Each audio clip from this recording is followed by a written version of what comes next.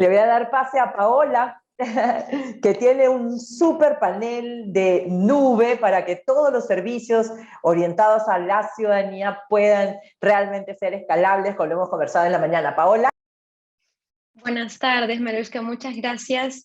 Muy buenas tardes a todos los más de 1000 oyentes que nos siguen acompañando en este último día del Bootcamp Internacional en Servicios e Innovación Digital. Esta sesión es bastante dinámica y distinta. Hemos estado hablando de los servicios en la nube a lo largo de la semana. Y vamos a dividir esta hora de nube para el despliegue de servicios digitales de alta demanda para la ciudadanía en 4 secciones. Voy a tener 4 breves conversaciones con representantes de primer nivel de los principales proveedores de servicios de nube. Si me permites, ya la siguiente diapositiva, por favor, para presentar a Alfredo Dick, quien es director de negocios y estrategias para el sector público de Google. Bienvenido, Alfredo, por favor, si puedes prende tu cámara. Él es doctor en Ciencias Policiales de Seguridad y Orden Público, ha sido coronel en la Reserva de la Policía Militar del Estado de Sao Paulo y actualmente cuenta con amplia experiencia en cargos directivos en multinacionales de tecnología. Buenas tardes, Alfredo, ¿nos escuchas? Sí, perfectamente. Buenas tardes, gracias por su tiempo, Paola. También una buena tarde para los compañeros, mi amigo Pedro Uribe, Carlos, que esté bien. Alfredo, muchas gracias nuevamente por acompañarnos esta tarde. Hemos tenido 4 días de pensamiento fuera de la caja, de innovar y de realmente excelentes expositores que nos han llevado a poner al ciudadano como el centro. Y justamente en el desarrollo de estos servicios digitales es que nos encontramos con retos para que estas plataformas o páginas puedan ser constantes y siempre estar activas para que toda la ciudadanía pueda acceder. En varias sesiones se indicó que los servicios en la nube son una solución para ello. Y ahí, Alfredo, nos gustaría conocer si es que de tu experiencia nos puedes compartir algunos casos en servicio público que hayan utilizado servicios en la nube. Sí, Paula, esse é um tema muito importante aí para todo o governo, que se empieza desde a identidade das pessoas. Então, como criar a identidade digital de uma pessoa para que todo o cidadão se pueda involucrar nos serviços públicos. Então, esse é um tema muito importante. São técnicas que se desplegam só em nuvem. É impossível ter um conceito de uma identidade digital pensando em uma solução on-premises dentro de sua casa. Pero quando se expande isso para a nuvem, se possibilita muitas diferentes visões de como involucrar o cidadão com sua identidade digital e entregar-lhe melhores serviços. O segundo ponto aí que eu vejo são os serviços de valor agregado ao cidadão. Então, aí quando você pensa na solução de transporte de cargo, como se pensa o transporte de pessoas em área urbana, transporte de pessoas entre departamentos, mientras departamentos. São técnicas importantes que se põem junto ao governo, pero também a iniciativa privada. Como se conecta os mundos privados e públicos sem que haja uma conexão única que é a nuvem? Estes são pontos importantes. Quando se pensa em integrar também as informações do privado, quantos milhões de sensores há da área privada que são de interesse da iniciativa do poder público? Quando se põe todos os sensores, as câmeras de vídeo, os sensores de peso de caminhão, os sensores de RFID para os PA, para as praças de peaje, tudo isso são informações privadas e também informações públicas que não há capacidade em um data center do governo de poner todas e depois correr analíticas para entender melhor como fazê-lo. Então, hoje temos um projeto muito interessante para a área de infraestrutura de transporte de cargo para os caminhões, onde o governo se involucra com o caminhoneiro autônomo, com o condutor autônomo, para oferecer-lhes um cargo quando se volve para sua casa. Então, como que o condutor de um caminhão, se pode dizer para um Google Maps como se vai a uma determinada ubicação para entregar um cargo. Pero como o governo vê, se integra com as outras companhias que oferecem cargo para que o caminhoneiro, ao volver para sua casa, tenha uma oferta de um cargo para aproveitar seu espaço em seu caminhão de volta para sua casa e, com isso, maximizar o tempo do caminhoneiro e reduzir o custo do cargo em transporte terrestre. Esses são conceitos, é um projeto muito interessante, mas também como que nós sacamos imagens da câmera do vídeo deste caminhão, subimos para a nube e analisamos a sinalização horizontal e a sinalização vertical de las calles e de las carreteras. E com isto, como que é o resultado da analítica de vídeo que se saca de um caminhão que está involucrado com o governo, porque o governo lhe ajuda a conseguir um cargo para volver para sua casa, então se cambia as informações, mientras público e privado, o caminhoneiro então recebe também alarma. Em 2 quilômetros de onde estás, há um desvio em la carretera, há um peligro em la carretera, reduza sua velocidade. Pero também a mesma informação não se sirve só lá para o caminhoneiro, para o condutor privado que está indo a uma praia passar suas vacações, e também há de ver o mesmo peligro em la via.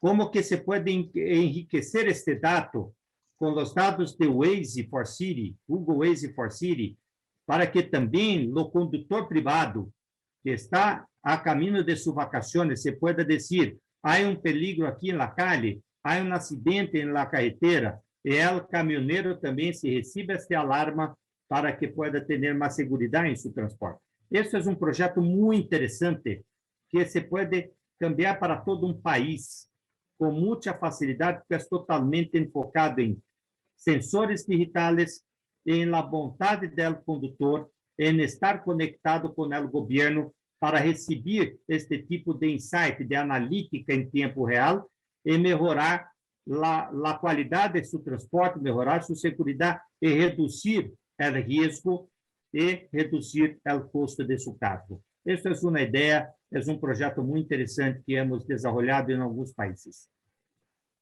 Alfredo, muchas gracias por este ejemplo que realmente nos lleva a confirmar que la coordinación entre el sector público y privado trae muy buenos resultados, ¿no? Sobre todo en el ámbito de movilidad urbana. Y en esa línea, la verdad que nos están escuchando desde diversas ciudades del Perú. ¿Cómo recomendarías tú se obtiene el máximo provecho a los servicios en la nube? Este é um ponto importante. Quando você pensa na nube, minha experiência com os países em Latinoamérica é que se pensa sempre em infraestrutura como serviço.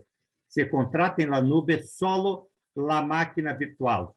Se contrata da nube o processador, o disco duro.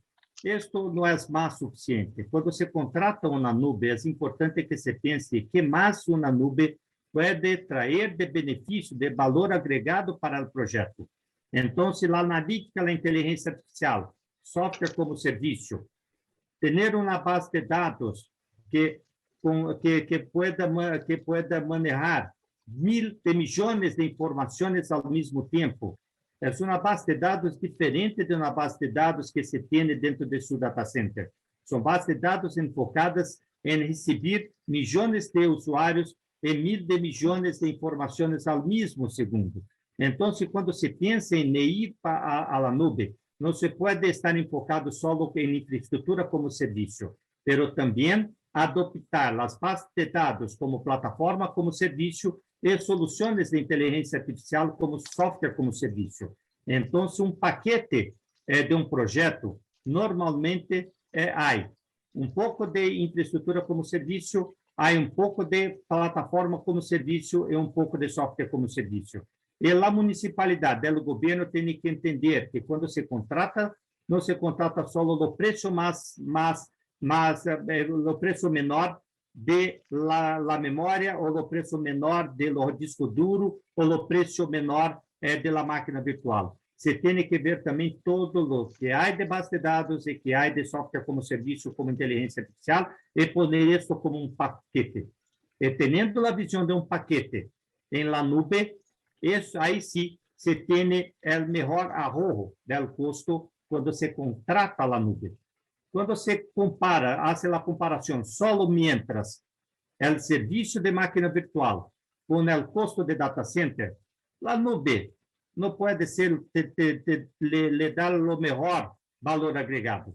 O melhor agregado é quando se põe junto também a base de dados com capacidade escalável e também a inteligência artificial para sacar o melhor de los insights de los dados do governo e pô-los mais em contato diretamente com o cidadão, como é o exemplo do condutor de um caminhão, como é o exemplo do viajante para suas vacações. Então, essas são ideias que se tem que ter em mente quando se move para a nube. De acuerdo. Sin duda, lo que nos comenta es un aprendizaje muy, muy bueno. Y para terminar, es lamentable que el tiempo nos queda corto. ¿Cuál es tu recomendación? Y esta, la que acabas de decir, la tomamos pensando en un servicio público digital que va a ser de gran demanda a la ciudadanía, con lo que nos acabas de comentar, que no solo pensemos en la infraestructura como servicio, sino también en la base de datos ahí. ¿Alguna otra recomendación para poder cerrar nuestro espacio, Alfredo?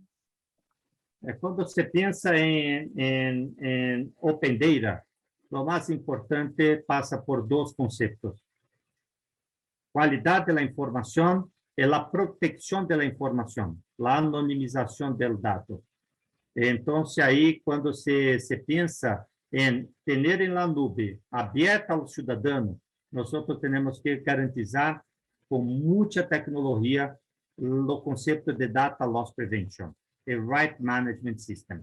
Esses dois conceitos, com plataformas abertas para suportar todo tipo de conexão aberta, estes são pontos importantes. Mas o mais importante, penso que é o preço fijo de consumo para o cidadão, porque não se tem uma capacidade do governo entender qual é o volume de cidadão e de informação que há de correr por la nube.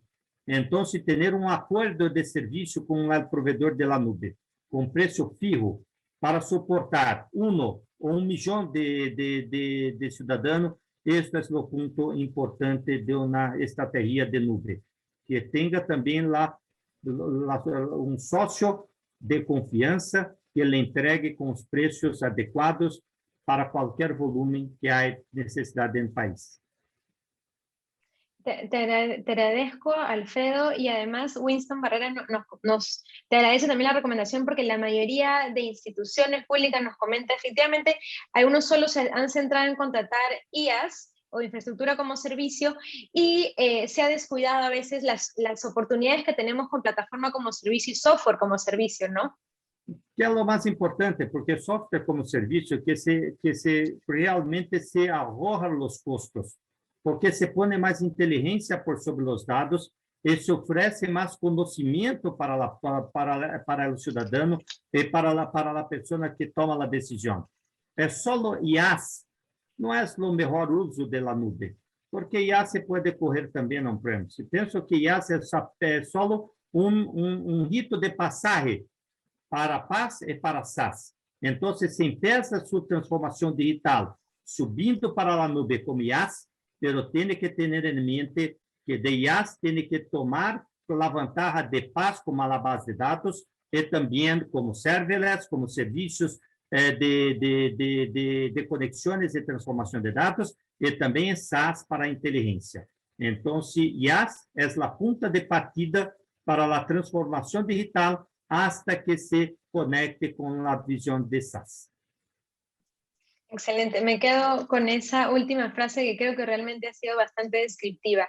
Muchísimas gracias, Alfredo. Te invito a quedarte con nosotros, que seguimos con la siguiente conversación. Gracias nuevamente. Un Hasta gusto. pronto. Bueno, amigos, amigas, en este siguiente espacio le voy a dar la bienvenida a Pedro Uribe, quien ya está con nosotros. Perdón que no me han puesto la diapositiva, pero de todos modos aquí está. Alfredo, si gustas puedes apagar tu vídeo, no te preocupes. Pedro Uribe, bienvenido. Él es ingeniero de sistemas de la Universidad Industrial de Santander, con cursos de posgrado en Anderson Consulting y en el MIT. Además, Pedro es director de gobierno para Microsoft Latinoamérica. Muy bienvenido, Pedro. Buenas tardes. Hola, Paola. Buenas tardes. Gracias y gracias por la invitación. Y un gran abrazo a mi amigo Alfredo, que hacía tiempo no lo veía por estos lados. Y gracias por la oportunidad. No, te agradecemos a ti el tiempo para que podamos conversar y tu paciencia, porque hemos tenido un pequeño retraso al inicio. Ya venimos conversando de nube. Pedro, cuéntame, en tu opinión, ¿cuál es el rol del funcionario público en un contexto de digitalización de los servicios de la entidad frente a la ciudadanía? Excelente pregunta, porque, y creo que todo el evento ha mostrado que el rol del gobierno ciudadano del gobierno es el ciudadano. ¿Cómo le facilitamos la vida al ciudadano? ¿Cómo impulsamos el desarrollo social y económico? ¿Cómo hacemos que el ejemplo de Uruguay, una persona no se gaste un día para hacer un trámite? Y no es enredarse con un data center, con comprar un data center, con irse a mirar la tecnología. La nube es la herramienta que le permite innovar. Y también en el gobierno. Y voy a dar dos ejemplos de cuál es el rol. Y un ejemplo clave, los servicios postales de los países. Los servicios postales hoy en día, los gobiernos prácticamente están en problemas porque ya la gente no manda cartas. Ya no mandamos cartas, no mandamos correos, se volvió todo paquetes, hasta las compañías como FedEx, UPS, todo lo que hay. ¿Qué hizo Correo del Salvador durante la pandemia? Cuando vio la crisis dijo, yo tengo que cambiar, y se volvió un e-commerce, donde las pymes podían comprar y vender con los clientes del Salvador. Se convirtió, pongámoslo así, en un Amazon, y automáticamente, adivina qué, pues si compran y venden, yo soy el que llevo los paquetes. Entonces, fíjense, y eso lo montó en la nube. Fíjense que realmente la nube fue la herramienta, pero la innovación que se dio es, cambié el modelo de negocios, ahora me convertí en un marketplace, ¿sí? Y estoy ayudando al desarrollo de la economía del país con pymes. Alguien que era una parte que estaba orientado a llevar y traer cartas. Eso es innovación basada en la nube. O, por ejemplo, en Chile, con el Fondo de Solidaridad de Inversión de Chile, que se llama FOSIS, que su foco es sacar o levantar las personas de la pobreza. Y había un problema que las personas, cuando se iban a llenar sus cuestionarios, cometían muchos errores y a veces se quedaban por fuera. En Chile hay sitios donde físicamente la gente puede ir, lo ayudan, algunos se conectan en línea. ¿Qué hizo? Con inteligencia artificial y en la nube con un asistente virtual, primero resolvió todas las preguntas que tenían y después de la mano lo iba llenando el formulario hasta que realmente se aseguraba que el formulario estaba bien llenado, estaba bien diligenciado. Entonces, son dos ejemplos de qué hizo el funcionario público, pensar en cómo resolver una situación, en cómo innovar en un modelo de negocios utilizando la nube. El objetivo no es la nube y enredarme con un data center local, sino es cómo la uso para tener ese tipo de innovación.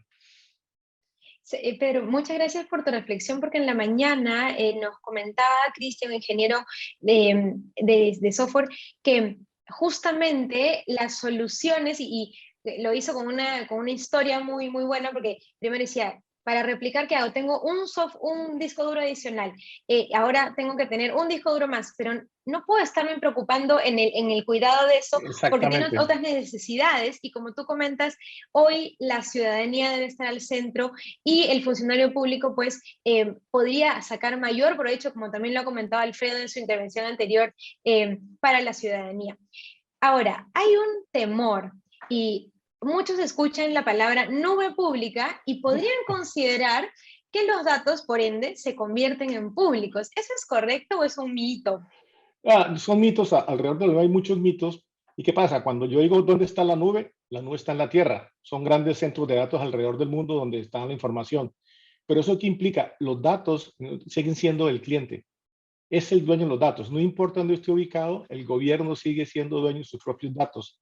En nuestro caso, saben dónde están los datos, saben que están encriptados, saben que la información que se llega, hay todo un tema de seguridad, todo el tema de ciberseguridad que se aumentó durante la pandemia. La mayoría tuvieron ataques de ciberseguridad en sus propios data centers. En la nube realmente la magnitud que tiene de ciberseguridad, nosotros tenemos un centro de investigación de ciberseguridad a nivel mundial, donde permanentemente trabajamos con los gobiernos para deshabilitar todos los potenciales atentados que hay. Hay un tema de protección de datos y privacidad. Los datos son del cliente, saben dónde está en este momento. No le damos acceso a ningún gobierno extranjero local, porque el hecho de que el centro de cómputo esté en un sitio, esté en los datos, no implica que el gobierno donde está el centro de cómputo dueño de los datos, o dueño otra persona. Y todo el tema de estándar. Entonces, realmente alrededor de eso es que la infraestructura es pública, no que no todo el mundo tenga acceso a los datos, sino hay todo el tema de seguridad, protección, privacidad, cumplimiento de estándares y transparencia, dónde está la información. Correcto. Y aunado a eso, hoy tenemos un estándar, y dime si me equivoco, el ISO 27018, sobre tratamiento de datos personales en la nube, que entiendo la mayoría de proveedores de servicios de nube está certificado, ¿cierto? Sí, ese es uno de los como 10 o 15 ISOs que hay para el tema de nube. Pero no solamente hay a nivel, hay, digamos, estándares globales ISO, que precisamente es uno, hay estándares incluso por tipo de gobierno, y en el caso de Latinoamérica tenemos unos ciertos estándares que nos pidió el gobierno de Argentina. Hay unos estándares por industria. Cuando vamos al tema de salud, también hay sistemas de estándares para nube pública en tema de salud como el HIPAA, ¿sí? Entonces, Correcto. realmente hay una serie de estándares que la nube cumple, que garantiza esa seguridad, esa protección, ese cumplimiento y esa transparencia de los datos. Ese podría ser uno de los factores que hoy podríamos decir a nuestros más de 1000 espectadores que podrían considerar a la hora de evaluar los servicios en la nube, ¿no? De distintos proveedores, cuando tienen alguna consulta sobre seguridad, solicitar los estándares, porque digamos es un método de terceros auditores que lo pueden confirmar, o hay alguna otro que consideres para darles ese tip a quienes nos están escuchando. Sí, hay que preguntar los estándares que tiene, si sabes, si puedo saber dónde están mis datos, en qué centro de cómputo están. No pueden estar regados por el mundo si yo no saber dónde están, en qué forma están encriptados, si yo puedo realmente cerrarlos solamente para mí, qué trámites tiene con los potenciales gobiernos cuando hay una demanda de datos, si son transparentes y me dicen a mí, hay un gobierno tratando de llegar sus datos con este tipo de criterios.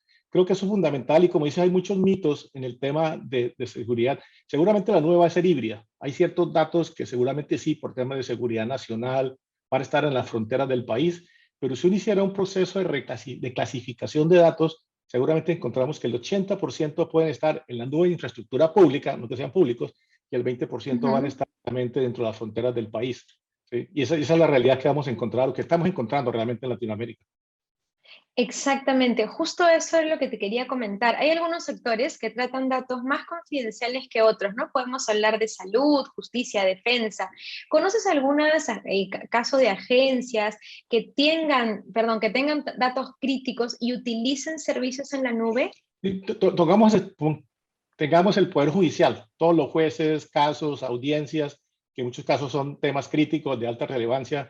Por ejemplo, en el Poder Judicial de República Dominicana, se creó todo el tema de justicia digital con las audiencias digitales.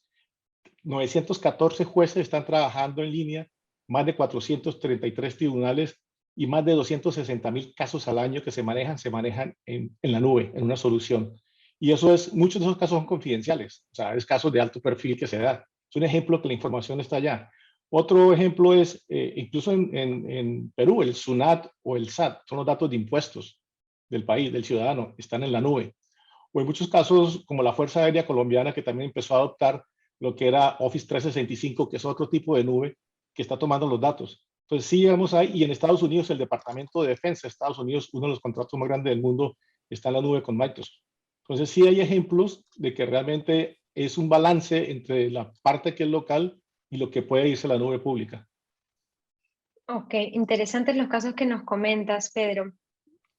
¿Qué facilidades consideras que podrían tener los municipios, gobiernos locales, que hemos tenido la dicha de contar con muchos representantes esta semana, desde el Cusco, de Piura, La Libertad? De verdad que muchos gobiernos locales nos están acompañando y quisiera tener tu opinión, tus recomendaciones para saber qué facilidades podrían tener ellos para acelerar la digitalización de sus servicios públicos. Y empiezo por lo primero, que la nube realmente logró que los municipios rápidamente se puedan digitalizar. Le quitó la problemática de tener un data center, el costo de construirlo, y un municipio puede tener la capacidad de cómputo de Londres si la necesita, o de su tamaño, porque la nube permite crecer y no tengo que preocuparme por eso. Nosotros estamos trabajando con el Banco Interamericano de Desarrollo que durante el COVID ciertos gobiernos cuando fueron a trabajar remotos encontraron que no tenían un sistema de digitalización de trámites. Y en una alianza con el BID, con Everest y Microsoft, creamos una solución open source que permite automatizar trámites y en este momento se está entregando a gobiernos de Centroamérica por parte del Banco Interamericano de Desarrollo. Y también sé que está tocando temas con los municipios de Perú. Es una manera de donde una multilateral, en una alianza público-privada, puede entregar a los municipios una solución para que ellos la monten. No tienen que preocuparse por un data center porque va a correr en la nube, pero sí ya está dado para que se instalen y automaticen los diferentes trámites de un municipio. Ese es uno de los temas que tenemos en el BID y se llama DigiGov. Estamos trabajando en Centroamérica. Ese es un ejemplo, digamos, de las alianzas que tenemos. Muy interesante y que luego me ofrezco a poder compartir el enlace por el chat para las personas que nos están acompañando. Perfecto. Y pues quizás puedan revisar acerca de esa iniciativa. Pedro, muchísimas gracias por tu tiempo. Estamos ya con el último minuto, quizás dejarlo para algunas últimas recomendaciones de tu lado. Yo creo que la recomendación fundamental en este momento es, claro que Perú tiene la parte de Cloud First, es ¿cuál es el ciudadano? ¿Qué reto quiero resolver como gobierno local? ¿Cómo creo un servicio al ciudadano donde sé que la nube es fundamental? O sea, no tengo que preocuparme por tecnología. La nube es el movimiento que está dando hoy en día que permita moverme. Y otro es que revisen bien los mitos que hay. O sea, los mitos sobre la nube, los mitos de que los datos no pueden salir del país, los mitos de que la nube está abierta, de que un gobierno tercero va a llegar y va a tener acceso. O sea, esos mitos a veces previenen realmente que se saque el principal beneficio de la nube. Y mi recomendación, chequéalos, porque nuevamente en Latinoamérica hemos encontrado realmente una ley que diga es que los datos no pueden salir del país de ningún tipo. ¿Sí? Y eso no se da. Lo mismo el tema de seguridad. Entonces, pregunten a la nube, hagan todas las preguntas sobre el tema de seguridad, transparencia, privacidad, responsabilidad, dónde están mis datos, y con eso les da tranquilidad para realmente tomar la decisión de innovar y mejorar y hacer la recuperación social y económica basada en tecnología en la nube. Muchísimas gracias. Sobre todo estando en una época en la que sí, el Perú necesita una reactivación económica y los emprendimientos locales pueden beneficiarse de estas tecnologías emergentes. Muchas gracias nuevamente, Paola, Pedro, gracias por estar con nosotros y por todos tus aportes. Ok, hasta luego. En esa línea, gracias. Y Jan, ayúdame con la presentación, por favor. Le voy a dar la bienvenida a Alfonso Jiménez Lara. Él es el director de estrategias en Huawei Cloud para América Latina.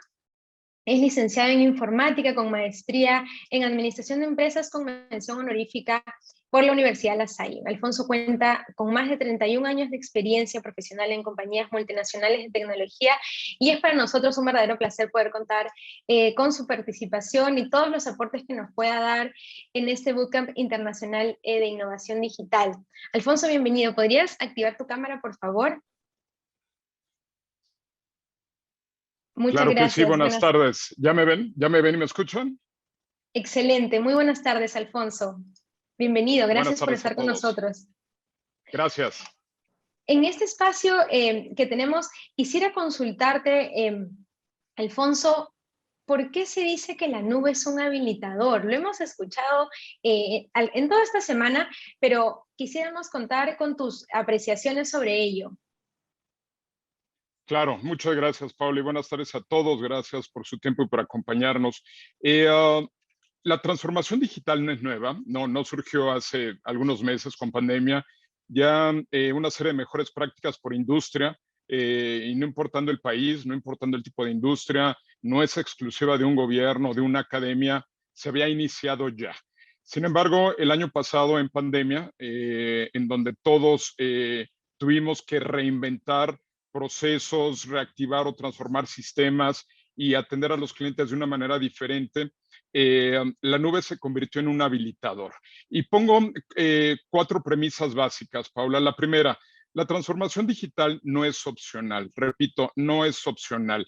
No es que me tenga que esperar 1 año o 5 o 10 a ver si funciona. La transformación digital ya empezó y desde hace muchos años en diferentes regiones del planeta. Y en aquellas industrias y gobiernos donde se ha implementado, ha traído beneficios, mejores soluciones, mejores tiempos de entrega, menos riesgos y mucho más eficiencia. Primera premisa, la transformación digital no es opcional. Segunda premisa, ya no vivimos más en un mundo solamente globalizado.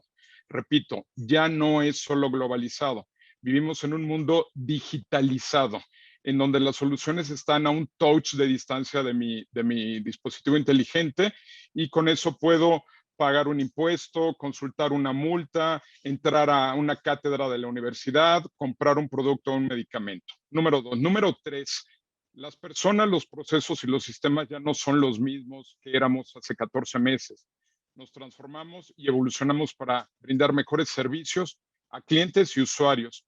Y número 4 y último, el analfabeta digital hoy, Paula, el analfabeta digital no es aquella persona que no sepa leer, escribir o prender una computadora. El analfabeta digital es aquella persona que no pueda desaprender lo conocido en años o décadas pasadas y reaprender nuevas formas de trabajo, nuevos skills, nuevas habilidades en esa transformación de economía digital. La nube se convierte en este habilitador de servicios, aplicaciones, data no estructurada, entrada de conocimiento, conectividad e inclusive salud. La nube nos entrega desde hace los meses que estamos en pandemia nuevos servicios a los que antes no teníamos acceso. Y de acuerdo, y en esa línea, como tú mencionas, hoy en día lo ideal es que tener a un clic de distancia, pues poder utilizar los servicios digitales, etcétera. Pero ¿es realmente posible desde el gobierno acercar sus servicios? ¿Cómo maximizar la atención y experiencia del usuario en ese sentido? Totalmente. Y gobiernos e industrias deben de caminar de la mano, dado que todos los usuarios y todos los ciudadanos que estamos hoy en casa, y así también los estudiantes que toman clases en sector público, hoy tienen un nuevo parámetro de evaluación. Es nivel de servicio, satisfacción, facilidad, entendimiento a estas aplicaciones. Y no hablamos solamente, por ejemplo, de un millennial que domina muy bien una interfaz de cómputo, sino hoy pisamos este planeta 6 generaciones. La que se llama la generación olvidada, luego los boomers, luego los X, los viejos millennials, los nuevos millennials y la generación X y Y. 6 generaciones interactuando de manera remota. La experiencia del usuario se convierte entonces en una demanda en la que entre mejor servicio, más sencillo, mucho más rápido y con una interfaz para aquellos usuarios que quizá no tenían tanto contacto con un equipo de cómputo, les sea más fácil interactuar, comprar, rentar, intercambiar, enviar y a veces hasta sobrevivir. Entonces, la experiencia de usuarios y clientes en estos últimos 14, 16 meses ha cobrado un nuevo significado, en donde hoy quizá me pueda probar un reloj, una prenda de vestir o algún producto que antes yo tenía que probar en el punto de venta y ahora tal vez con realidad aumentada, realidad virtual, y aunque no tenga un contacto físico con una persona o con algún consumible, poder estar experimentando previamente esa experiencia. Muy interesante lo que comentas. Y a propósito de ello, ¿nos podrías compartir algún caso de éxito o en donde se haya aplicado quizás este tipo de tecnologías en una ciudad o solución? Muchas, Paula. Y de hecho, en América Latina, desde el norte del Río Bravo en México hasta las Patagonias chilenas, Argentina, incluyendo Perú, tenemos muchos casos de éxito. Solamente en Perú tenemos poco más de 450 clientes de todas las industrias, pero hay un caso en específico que nos gustaría poner sobre la mesa y es una organización sin fines de lucro que se llama Rainforest Connection. Esta organización tiene operación en Centroamérica, en Perú, en Colombia, en Brasil, y está dedicada a proteger la flora y la fauna de todos los bosques y selvas tropicales en diferentes partes del mundo, y la región de Latinoamérica no es la excepción. ¿Cómo funciona? Durante más de 450 años reunidos de información de la selva, de los animales, del bosque, etcétera. No es que hayamos iniciado a grabar hace 450 años, pero a través de los diferentes dispositivos que tenemos sembrados en selvas y bosques tropicales, 24/7 por 365 días levantamos esta información y entrenamos a nuestros sistemas de inteligencia artificial. Y de esta manera lo que hacemos es, hoy entendemos cómo suena o qué sonidos emite un mono araña o cuál emite un tucán en un estado de paz o cuando tiene una amenaza del ser humano o está próximo a una tormenta. Nuestros sistemas de inteligencia artificial identifican esas llamadas de auxilio y también tenemos entrenados los modelos, por ejemplo, con diferentes vehículos, diferentes motosierras y podemos identificar inclusive tipos, modelos de automóviles y de motosierras y en dónde se está sucediendo este problema, esta agresión. Sembramos en la selva tropical a través de teléfonos celulares protegidos y alimentados con energía solar, la posición GPS del lugar, y estamos transmitiendo 24/7 por 365 días a la nube de Huawei, y estamos interpretando esos sonidos.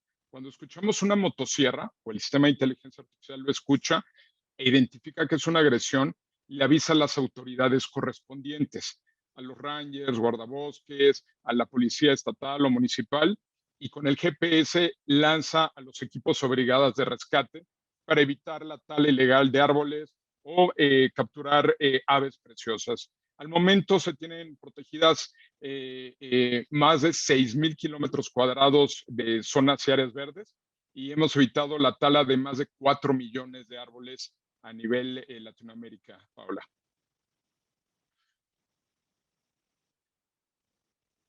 Es un ejemplo, sin duda, Alfonso, que tiene un impacto que va más allá de lo ambiental, porque, como mencionabas, al utilizar tantas tecnologías emergentes, porque me has mencionado desde que cargan los celulares con energía solar, ¿cierto? Me imagino que hay inteligencia artificial para poder identificar sonidos en otros espacios, o ahí me estoy equivocando.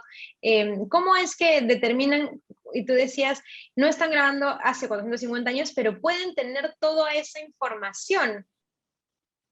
Sí, acuérdate que una plataforma de inteligencia artificial lo más importante es cómo la entrenas. Si quieres entrenarla, por ejemplo, para calidad total en vehículos terminados o en una fábrica de pinturas, el color y los tonos. En este caso, en la selva, podemos identificar los cientos o miles de tipos de aves, de mamíferos, de insectos, por ejemplo, de roedores y los diferentes tipos de sonidos que hay por estación del año para identificar precipitaciones pluviales inclusive. Y de esta manera entrenamos a los modelos de inteligencia artificial y sin la participación de la mano humana, 24/7 estamos haciendo el escaneo de inteligencia artificial y las diferentes dependencias gubernamentales o a veces hasta privadas son alertadas para la protección. Te pongo otro ejemplo. Imaginemos una granja de peces en donde a través de los últimos años la pesca furtiva además ha dañado los litorales marinos y hemos desgastado mucho los mismos. En las granjas de peces, en donde se aprovechan, por ejemplo, algunos esteros de mar, los peces son digitalizados y nosotros a través de inteligencia artificial, con cámaras 4K, es decir, cámaras de alta definición, tenemos una permanente observación del pez, identificamos el tamaño del pez, su color, su tonalidad, la velocidad de nado y si nada dentro de su cardumen. Todo esto son variables que en cumplimiento nos dicen si el pez está sano, si es un pez que ya alcanzó el peso, ya alcanzó el tamaño y el color, para poder ser extraído y procesado para consumo humano bajo un ambiente controlado. Pero aquellos peces que no nadan en su cardumen o tienen algún hongo o no alcanzaron el tamaño o no se mueven, están enfermos. Esos se regresan al hábitat natural para ser parte de la cadena alimenticia en mar abierto. Y de esta manera, con modelos de inteligencia artificial, podemos digitalizar los rostros y los cuerpos de los peces para identificar peces sanos y están listos para extracción y consumo humano y en un ambiente controlado. Maximizamos calidad, reducimos costos y protegemos el medio ambiente.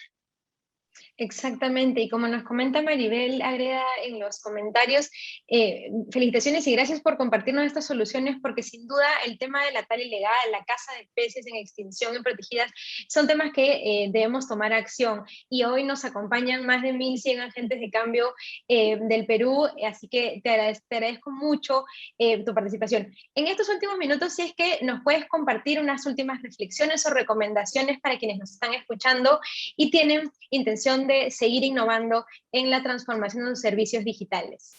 Qué buena pregunta, Paola. Aquí, el año pasado, tuvo que llegar este virus para recordarnos que somos humanos, que nada está escrito en piedra y que todo es perfectible, que todo es sujeto de mejora.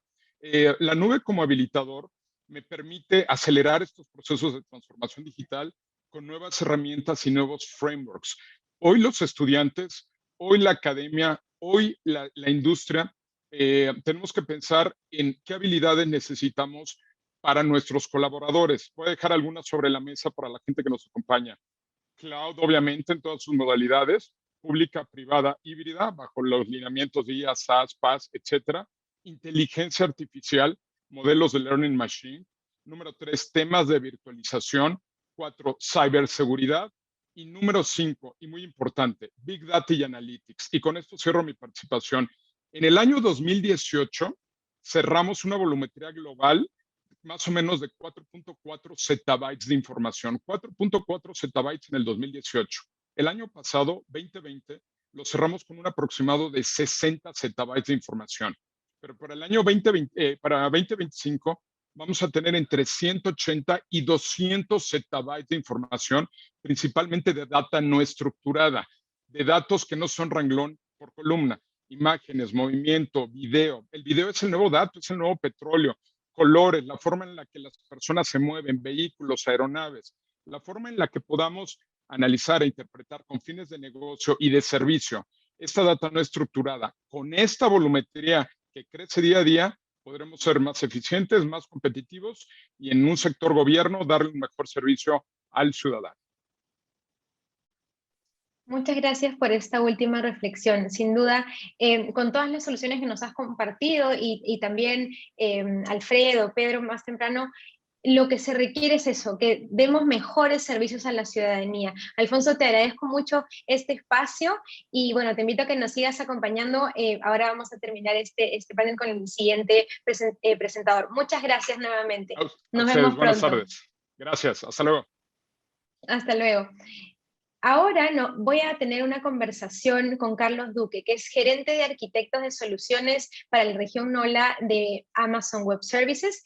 Él tiene amplia experiencia en las industrias de gobierno, telecomunicaciones, banca, retail y gas, petróleo, con experiencia en análisis, diseño, desarrollo e implementación de soluciones en tecnologías de la información, actividades de gestión de proyectos, soluciones empresariales, arquitecturas de nube y habilidades para trabajar en grupos multidisciplinarios en varios países. Seas muy bienvenido, Carlos. Gracias por acompañarnos esta tarde. Hola, Paola. ¿Cómo estás? Muy buenas tardes a todos. Muy bien, muchísimas gracias. Contenta de poder conversar contigo esta tarde. Sabes que en la mañana nos comentaba Cristian que la nube goza de diversas características: redundancia, seguridad de los datos, escalabilidad, menores costos, pero ahora que estamos con los proveedores de servicio en la nube, quería que nos cuentes qué tan cierto es eso, por qué es un habilitador, lo mismo que le consultaba a Alfonso. En tu opinión, coméntanos un poco, por favor. Claro que sí, Paola, muchísimas gracias a todos.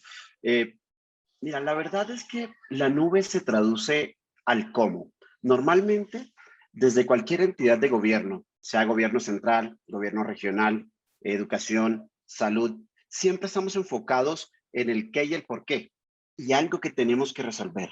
La nube se vuelve habilitador porque es el cómo. Es la herramienta que te permite resolver de una manera sencilla cada uno de estos problemas. Con temas de agilidad, antes teníamos que preocuparnos por tener muchos recursos de cómputo, adquirirlos, en algunos casos sobredimensionarnos, ¿de acuerdo? Para tratar de cubrir ciertos volúmenes de carga. Ahorita digamos que nosotros ahorita podemos brindar lo que las entidades necesitan para ejecutar su actividad por demanda crecer si así lo necesitan y volver a reducirse si eso es necesario, lo cual es una flexibilidad que es muy importante. Adicional a esto, lo puedes hacer en minutos, ¿sí? Antes, de verdad, eran meses que teníamos que esperar para poder lograr esto. Hoy lo podemos hacer en minutos. Mira, te puedo dar un ejemplo muy claro del Instituto Colombiano de Bienestar Familiar, por ejemplo, en Colombia. Durante la pandemia, durante la crisis, nos quedamos sin la posibilidad de que nuestros estudiantes pudieran presentar sus exámenes de estado, ¿de acuerdo? Entonces, porque estábamos todos desde las casas, era imposible presencialmente ir y presentar dichos exámenes. Hoy, digamos que con la agilidad que nos brinda la nube, logramos utilizar modelos de inteligencia artificial que permitieron que las personas y los estudiantes pudieran presentar dichos exámenes desde sus casas. ¿Sí? Digamos que con un servicio de reconocimiento facial se demostraba que era la persona la que estaba presentando la prueba, que todo su entorno en donde estaba presentando la prueba cumpliera con todos los estándares requeridos para presentar dicha prueba, y logramos más que 1 millón de estudiantes presentaran dicha prueba y pudieran dar su siguiente paso a la universidad. Es un tema de impacto social, de que al final se traduce a eso. ¿Cuáles son los mecanismos para ayudar a los ciudadanos?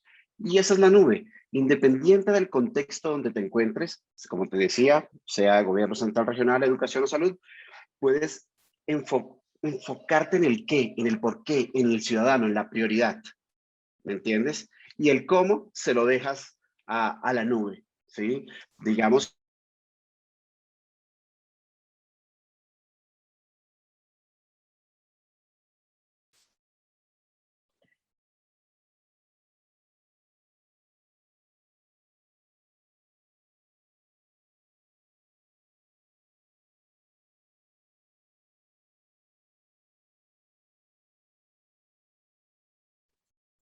Hola, ¿se me escucha a mí? Si me pueden confirmar por el, Sí, por el todo chat. bien, todo bien. Se te escucha Ah, muy ok, bien. entonces es Sí. la ¿Es señal Carlos? de Carlos, ¿cierto? Sí.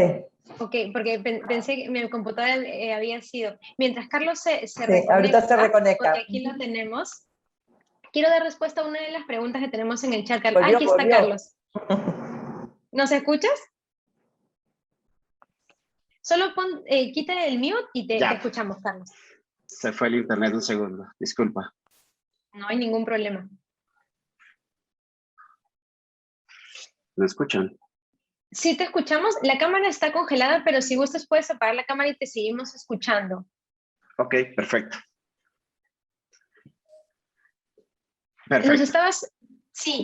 Nos estabas comentando justamente de el cómo nos da la nube. Y ahí sí me permites poder consultarte, ¿no? Porque adopción de nube es un proceso interesante y ahí mi consulta es, ¿se trata de un proceso evolutivo?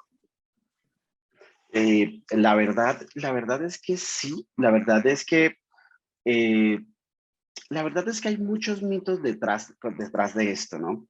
Y hay que entender siempre la cultura organizacional y entender a nuestros funcionarios públicos, a las personas que son los que van a entender, asimilar este tipo de tecnologías. Mira que en muchas ocasiones cuando te vas a las áreas de tecnología, te encuentras con las personas que utilizan muchas herramientas para armar.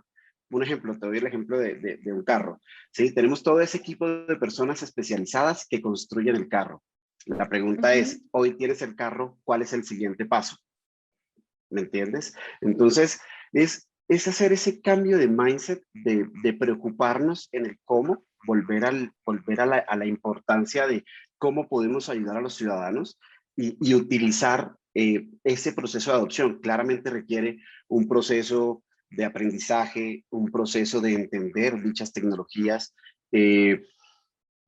aprender a desaprender eso que ya conocías antes, y cuando aprendes a desaprender, quizás aprendas a escuchar un poco mejor el negocio, ¿sí? Y las necesidades que hay. Y vas a darte cuenta que el valor que aportas allí es mucho mejor que solo enfocarte en un tema operativo. Entonces, sí creo que es un proceso de evolución realmente es muy fácil, es muy sencillo. Digamos que yo ahorita les hablaba de inteligencia artificial, pero nosotros no éramos los que hacíamos la inteligencia artificial, lo hacía la nube.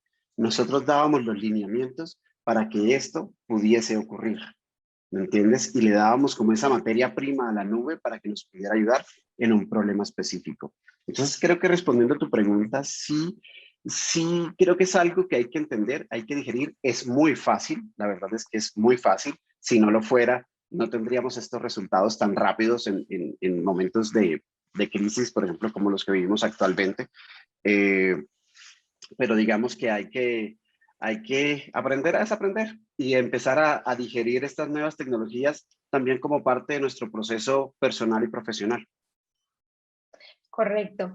¿Sabes que muchas veces el miedo a abrazar la innovación y la incertidumbre viene de la mano de algunos mitos? Y quisiera retomar contigo el tema de la privacidad y la seguridad, porque es un componente vital, sin duda, para muchos de los funcionarios públicos que hoy nos acompañan. Justo de la autoridad tributaria nos escribían qué estándares de seguridad debemos solicitar. Elba Medina nos pregunta sobre las entidades financieras.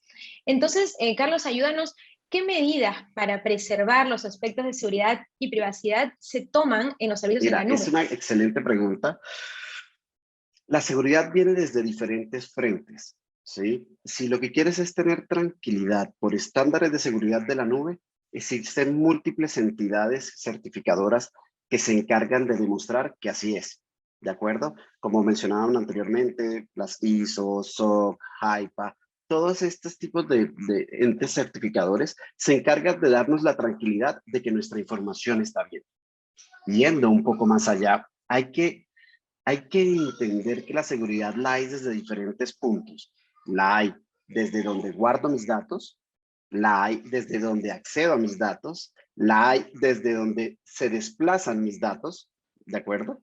Entonces, ¿qué hay que tener en cuenta desde la perspectiva de seguridad? Hombre, hay que diseñar soluciones altamente disponibles, altamente escalables, pero que a su vez tengan estándares de seguridad tanto en almacenamiento o en reposo, en tránsito, con estándares de seguridad y accesos bien definidos por cada una de las organizaciones. Entonces, es un punto crítico. Yo podría, o sea, digamos que la tranquilidad de tener los entes certificadores que nos garantizan la seguridad del dato, pero más allá de eso hay que entender cómo vamos a proteger dichos datos de ataques, también los ataques de ciberseguridad, ataques de negación de servicio.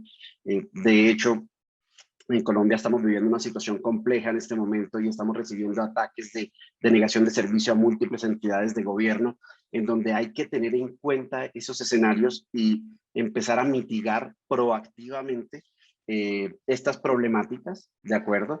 Desde todos los aspectos, sea, como te decía, en la comunicación, en el almacenamiento, en el acceso a los datos, quienes acceden a ellos y quienes quieren fraudulentar los datos, que es otro punto muy importante.